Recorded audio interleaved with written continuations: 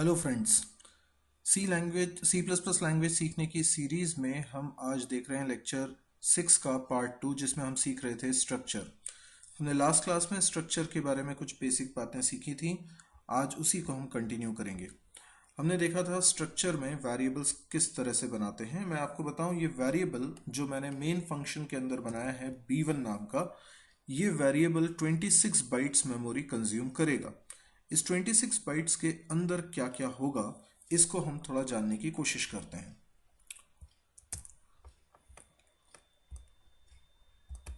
तो 26 बाइट के इस ब्लॉक के अंदर होंगे एक्चुअल में तीन चीजें। एक होगा हमारा बुक आईडी वेरिएबल। आप एक बार इसको नोटिस करिए। बुक आईडी नाम का वेरिएबल है। एक है टाइटल, एक है प्राइस। टाइटल एक एरे है।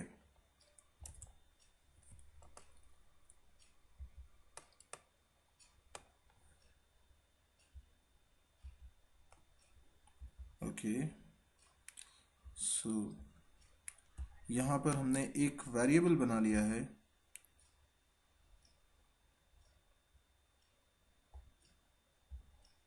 ओके,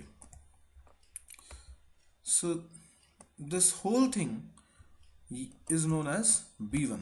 ये पूरा हमारा b1 हो गया। ओके, और ये जो इंडिविजुअल आपको अंदर वेरिएबल्स दिख रहे हैं, ये आप सोच लीजिए इसके मेंबर वेरिएबल्स हैं। और इन मेंबर वेरिएबल्स के भी अपने कुछ नाम हैं जो हमने वहाँ पे सेट किए हुए थे। जैसे एक नाम है book ID. Okay, this one is book ID and this is title array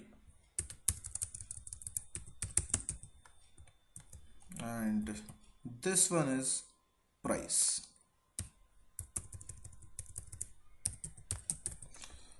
So you can see कि B1 एक 26 बाइट्स का मेमोरी ब्लॉक है, जिसके अंदर बेसिकली तीन वेरिएबल्स होंगे, book ID, title and price.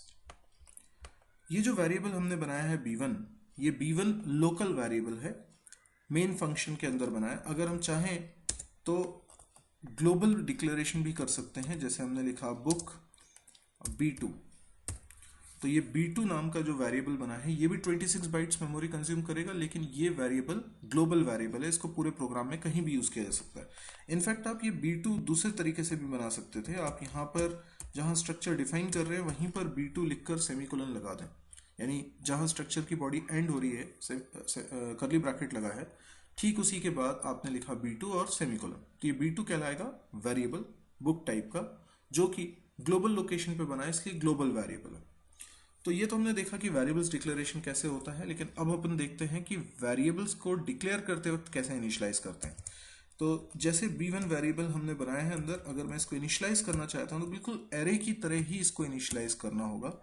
आपको इसके अंदर उसी ऑर्डर में वैल्यूज लिखनी होंगी जिस ऑर्डर में b1 के अंदर वेरिएबल्स, मेंबर वेरिएबल्स मौजूद हैं, जो कि स्ट्रक्चर डिफाइन करते हुए डिसाइड हुआ था।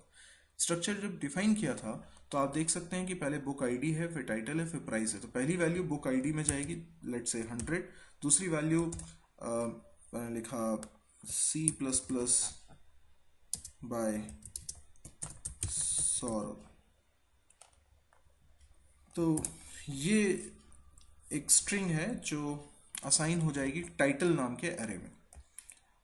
तीसरा पैरामीटर 450.0, ये बेसिकली आपका प्राइस है। तो इस तरीके से हम वेरिएबल को डिक्लेयर करते वक्त इनिशियलाइज कर सकते हैं।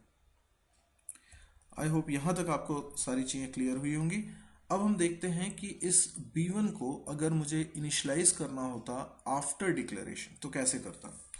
मैं एक डिफरेंट वेरिएबल बना लेता हूं, बुक b2, और मैं चाहता हूं कि जैसे b1 में वैल्यूज हमने इनिशियलाइज करी हैं ड्यूरिंग डिक्लेरेशन, b2 में भी वैल्यूज इनिशियलाइज करें। b2 को भी ठीक वैसी मेमोरी मिलेगी जैसे b1 को मिली थी, यानी ये जो पूरा हमने b1 बनाया था, बिल्कुल ऐसी ही मेमोरी b2 को भी मिलेगी। एक और वेरिएबल बन गया जिसका नाम है b2। ओके, तो मेमोरी में बुक आईडी वेरिएबल अलग है, B1 के अंदर, B2 के अंदर अलग है, तो तीनों मेंबर्स B1 के अलग हैं, B2 के अलग हैं। ओके, तो ये B2 वेरिएबल के अंदर मुझे वैल्यूज पहुंचानी है, क्या करूं? तो मैंने लिखा बुक आईडी असाइन 101। देखिए ये गलत है, ये गलत इसलिए है क्योंकि हम स्ट्रक्चर के मेंबर्स को डायरेक्टली एक्सेस नहीं कर सकते। अगर हम उन्हें एक्सेस करेंगे तो हमें पहले पूरे ग्रुप का नाम भी लिखना होगा, यानी कैसे पता चलेगा कि बुक आईडी B1 वाला है या B2 वाला है?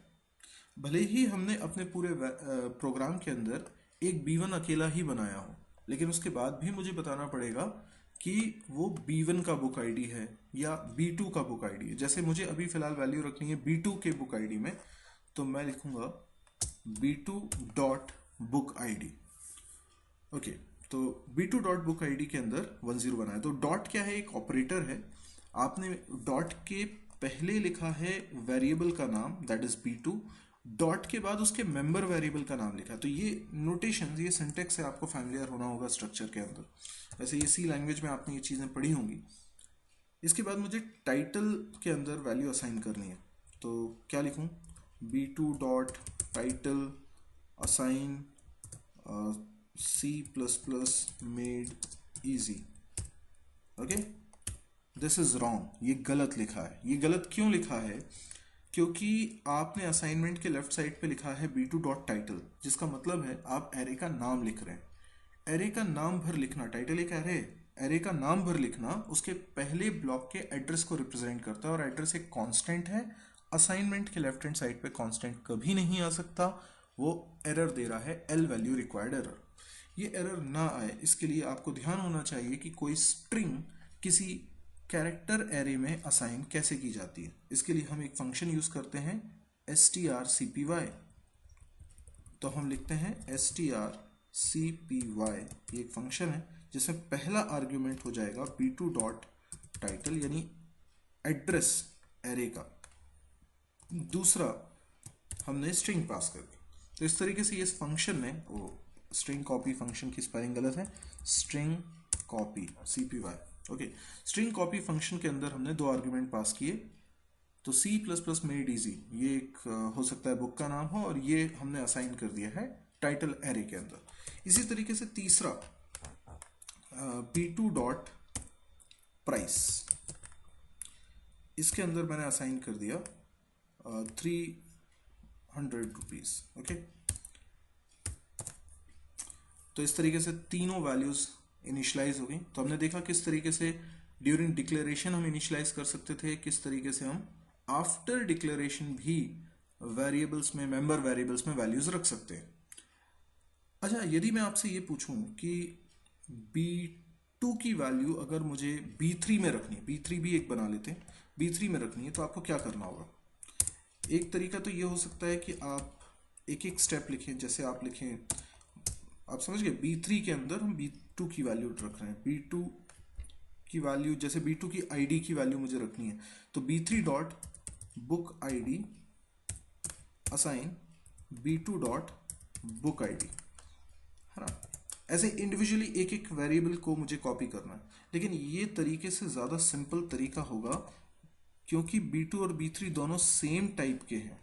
तो हम सीधे सीधे B2 की वैल्यू B3 में रख सकते हैं, इससे करस्पॉन्डिंगली पूरा का पूरा डेटा B2 में जो था वो एज इट इज कॉपी हो जाएगा B3 में, क्योंकि दोनों का स्ट्रक्चर सेम है, दोनों का टाइप सेम है। तो yes, it is possible. This is amazing because you are handling more than one value at the same time. तो आपने केवल एक सिंगल वैल्यू B2 में नहीं थी कि हमने उसे B3 में असाइन किया, बल्कि मल्टीपल वैल्यूज थी B2 में और वो पूरी की पूरी असाइन कर दी B3 में। अदरवाइज एक एक स्टेप करके करते तो हमें 3 स्टेप लिखनी होती, वो एक स्टेप में हमारा काम हो गया। तो आज हमने देखा कि कैसे हम वेरिएबल को डिक्लेयर करते हैं, उसको डिक्लेयर करते वक्त इनिशियलाइज करते हैं, और आफ्टर डिक्लेयर करने के बाद भी इनिशियलाइज कर सकते हैं। अभी आगे इसमें और भी बहुत कुछ है जो हम अपने नेक्स्ट पार्ट में देखेंगे। तो यदि आपको ये वीडियो अच्छा लगा हो तो इसे लाइक कीजिए, शेयर करिए अपने दोस्तों के बीच में। आप चैनल को सब्सक्राइब करना ना भूलें, इस तरह के और भी वीडियोस आपको आगे देखने को मिलेंगे। Thank you.